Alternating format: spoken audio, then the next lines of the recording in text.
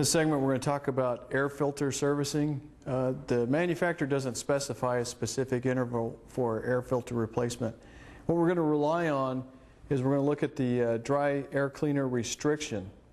This gauge is based on inches of water, and the manual specifies that if the restriction on the air cleaner exceeds 25 inches of water, then it's time for replacement. We're going to go through air cleaner replacement.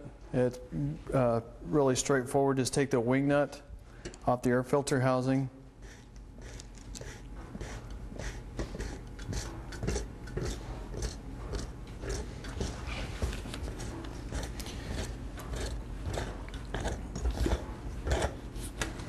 And we'll slide the air cleaner assembly out. There's two air cleaner assemblies. There's an inner and an outer. This is the outer one that gets serviced. The inner one is not met. There's no service interval for it, and it only would be serviced if the outer one was damaged. It had a hole in it, and dirt actually got on the inner one. And to replace it is just the reverse of the sequence of taking it apart. Just slide it back into the housing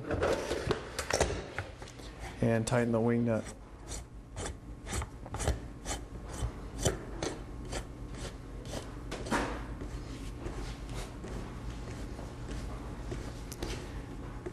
Just seat it and then hand tighten it, and that completes the air filter replacement.